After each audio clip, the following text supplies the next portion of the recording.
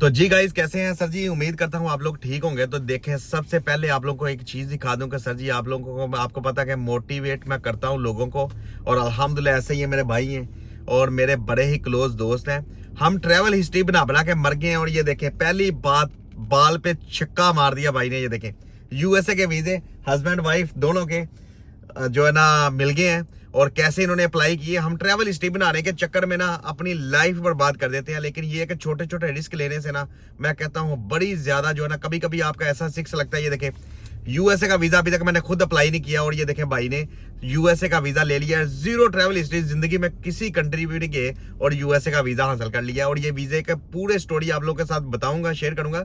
कुछ लोग ऐसे हैं कि जो है ना वो ट्रैवल हिस्ट्री बनाते रहते हैं। ये चीज अच्छी है। जो हम, जैसा कि मैं अपनी बात करूं तो मुझे ना घूमने का, वैसे ट्रैवल हिस्ट्री बनाने का शौक है, वैसे मुझे घूमने का, कंट्री वगैरह एक्सप्लोर करने का शौक है। मेरे साथ ही ये काम करते थे सेम कंपनी के अंदर, और मैंने इनको बोला है 50 दफा के भाई किसी कंट्री का ट्रैवल हिस्ट्री बनाओ, किसी कंट्री का ट्रैवल हिस्ट्री बनाओ। अभी लास्ट ईयर के अंदर आपको पता है यूएसए बहुत ज्यादा वीजे दे रहा है। तो मुझे पता था ये हस्बैंड वाइफ और माशाल्लाह पढ़े लिखे लोग हैं, और मैंने बोला कि भाई आप क्या करें, अपना वीजा अप्लाई करें, यूएसए ही अप्लाई कर लें। एक दिरहम भी एजेंट को नहीं दिया, खुद से सारा सिस्टम किया है। खुद जो DS-160 फॉर्म है वो फिल किया है। वो फिल करके अर्ली अपॉइंटमेंट मैंने बताया कि आप कैसे जो है ना कर सकते हैं। हम दोनों ने एक्चुअली इकट्ठे की थी, लेकिन मेरी फिर भी लेट मिल गई, इनको जल्दी मिल गई। फरवरी 5 की अपॉइंटमेंट किया, फरवरी 6 की अपॉइंटमेंट थी इनकी। इंटरव्यू देने के लिए गए थे भाई, और इनसे खुद पूछते हैं कि क्या क्या क्वेश्चन आंसर हुए हैं, क्या क्या जो है उन्होंने बातें पूछी हैं। अभी आपको पता है नए रूल्स काफी ज्यादा चेंज हुए हैं। पहले कुछ लोग इंटरव्यू देने के लिए जाते थे, बोलते थे एवन के फैमिली इधर नहीं भी है तो बोलते थे फैमिली इधर है। इनसे पूछते हैं क्या क्या क्वेश्चन आंसर हुए, और DS-160 फॉर्म खुद किया। अभी आपको पता है यूट्यूबर इतने बैठे हुए हैं, इससे लेके जेड तक स्टेप बाय स्टेप आप लोगों को चीजें गाइड करते हैं, फिर भी लोग वीजा अप्लाई नहीं करें सर जी। तो फिर आप लोगों की खुद की बदकिस्मती है। रिस्क लें कि ज्यादा से ज्यादा रिफ्यूज हो जाएगा वीजा। हमने यूएसए का वीजा अभी तक हासिल नहीं किया, और मेरे ख्याल से ऑलमोस्ट मैंने 15 to 17 कंट्री जो है ना वो वीजा ट्रैवल हिस्ट्री बनाई है कि फिर जाके किसी बड़ी कंट्री का वीजा अप्लाई करेंगे। पहले आप लोग को बता दूंगा, ये देखें यूएसए का वीजा इन्होंने हासिल कर लिया। अभी जब भी कनाडा का वीजा अप्लाई करेंगे तो 15 से 20 डेज के अंदर इनका कनाडा का वीजा अप्रूव होगा, और उसके बाद यूके वीजा इनको ऑन अराइवल है। 3 बड़ी कंट्री का ट्रैवल हिस्ट्री इनका बन गया। उसके बाद आप किसी भी कंट्री, यूएसए के वीजे के ऊपर 40 कंट्री आप वीजा ऑन अराइवल ले सकते हैं, 40+ कंट्री।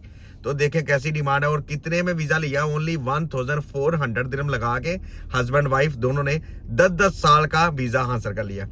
अभी भाई से पूछते हैं कि क्या क्या क्वेश्चन आंसर हुए इनसे, क्या क्या प्रोसेस रहा है सर जी? प्रोसेस तो बहुत सही था, अच्छा था। जब मैं वहां पर पहुंचा, पहुंचने के बाद जो सबसे पहला सवाल पूछा गया कि भाई तुम्हें क्यों जाना है, तो हमने बोला कि बस हमें घूमने जाना है एज टूरिज्म। उन्होंने बोला ओके ठीक है। पूछा कि आप कितने टाइम से यहाँ पे काम कर रहे हो, पहले मुझे पूछा तो मैंने बोला भाई मैं 8 साल से यहाँ पे काम कर रहा हूँ। फिर वाइफ थी, वाइफ पूछा आप कितने साल से काम कर रहे हो, उन्होंने 4 साल से काम कर रही हो। उन्होंने सामने से ही बोल दिया कि भाई मैं इस कंपनी में काम कर रही हूँ 4 साल से। ओके, आपके कोई फैमिली में कोई है? बोला कि हाँ हमारी बेटी है।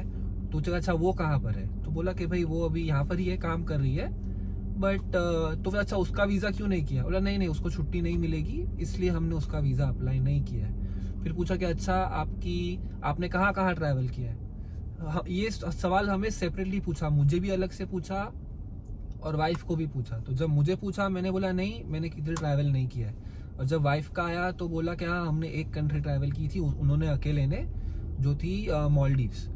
उन्होंने अच्छा ठीक है। पूछा अच्छा आपकी सैलरी कितनी है?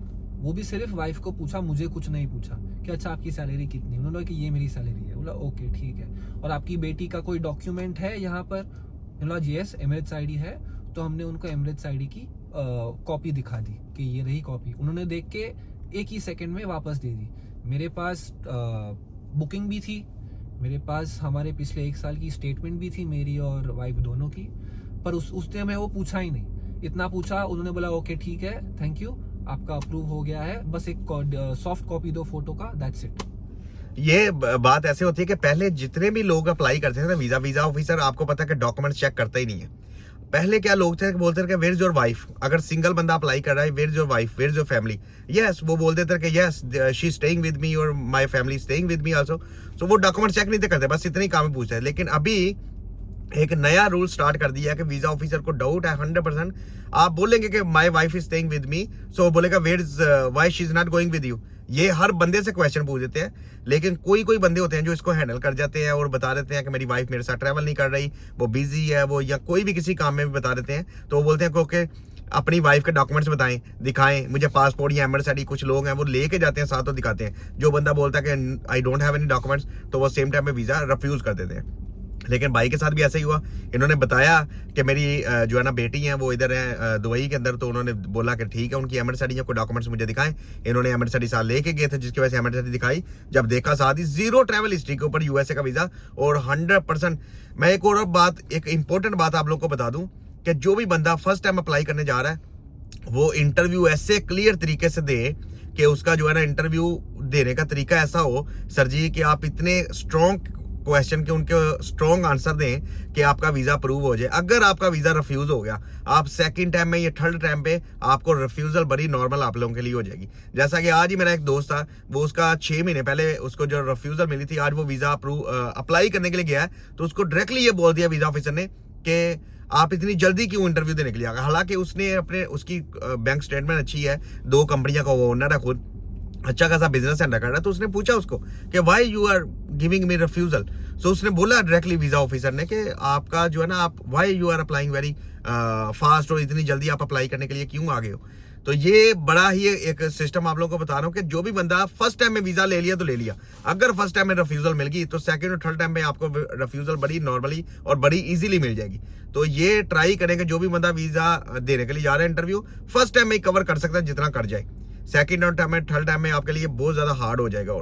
और मैं बड़ा भाई के लिए हैप्पी हूँ कि हमने 15 कंट्री का ट्रैवल करके फिर भी जो है ना अभी तक यूएसए का वीजा नहीं लिया, और इन्होंने फ्रेश पासपोर्ट के ऊपर बस इंडिया और दुबई के अलावा भाई ने यूएसए का वीजा 10-10 साल का ले लिया। अभी भाई मैं कहता रहता था भाई के ट्रैवल हिस्ट्री बनाएं, आप किसी भी कंट्री में जाना चाहते हैं जाएं यार, घूमें फैमिली के साथ। अभी मेरे कहने की जरूरत नहीं है भाई, आप अभी न्यूयॉर्क जाएं, जहां मर्जी जाएं, 1 वीक इधर तो 1 वीक उधर। 10 साल तक 2034 बड़ी दूर है सर जी। लेकिन इनकी बेटी का अगर बात करें तो अभी देखें कि इनको वीजे मिल गए हैं। जब भी बेटी का वीजा होगा तो इनकी फोटो का भी साथ लेके जाएंगे कि मेरे मदर और फादर का मुझे वीजा मिल गया और मैं उनके साथ ट्रैवल करना चाहती हूँ, और मैं वीजा अप्लाई किया और 120% उसको भी वीजा मिल जाएगा। तो ये है जी सर जी स्टोरी आप लोगों के साथ शेयर की है इनकी, कि कोई भी बंदा जो ट्रैवल हिस्ट्री बनाने के पीछे नहीं लगा हुआ, एक छोटा सा रिस्क लेके देखें। $185 ओनली फीस है इसकी, और रीशेड्यूलिंग इन्होंने खुद की है, सारा कुछ इन्होंने DS 160 फॉर्म इन्होंने खुद फुल किया है, और मैं बस इनको गाइड करता रहा हूँ करें भाई, अप्लाई करें भाई। मैं आज इधर जा रहा हूँ, मुझे एयरपोर्ट पे भी छोड़ के आते थे कई दफा, लेकिन ये है कि बड़ा 6 मार दिया इन्होंने। मैं बड़ा इनके लिए हैप्पी हूँ, कंग्रेचुलेशन बोलता हूँ इनको। और आप लोग भी अप्लाई करें वीजा सर जी, बड़ा ही मजा और जबरदस्त है। देखें वीजा रिफ्यूज हो जाता है, नो प्रॉब्लम, टेंशन नहीं, लेकिन बड़ी सी चीजें ऐसी हैं जो सीखते हैं। भाई यूएसए के गेट तक तो गए कि नहीं गए, वीजा अप्लाई करने के लिए गए, आपने कोशिश की है, इंशाल्लाह ताला अल्लाह पाक आपके लिए मजीद आसानियां पैदा करेगा। लेकिन ट्राई किया करें, वीजे अप्लाई किया करें, रिफ्यूज हो जाए तो फिर रीट्राई किया करें, टेंशन ही नहीं, स्टॉप नहीं करना अपने आप को। तो ठीक है भाई, हम आपके साथ इंशाल्लाह जल्दी ट्रैवल करेंगे और आप लोगों को यूएसए का व्लॉग दिखाएंगे। दुआओं में याद रखिएगा हमें भी, और दुआ करिएगा भाई को भी जल्दी यूएसए का वीजा मिले, तो फिर तो पूरी दुनिया ओपन हो जानी है। वैसे भी आधी कंट्री तो हमने एक साइड तो घूम ली है पूरी, अगर यूएसए का वीजा मिल गया तो इंशाल्लाह ताला फिर वो भी पूरी पट्टी छान देनी है, 1 वीक इधर तो दूसरे वीक उधर इंशाल्लाह। चलें जी, अपना ख्याल रखें। तब तक ये रही जी यूएसए की छोटी सी स्टोरी आप लोग के साथ शेयर की है। मिलते हैं नेक्स्ट एक ऐसी ही इंफॉर्मेशन वीडियो के साथ, तो अपना ख्याल रखें। बाय बाय, अल्लाह हाफ़िज़।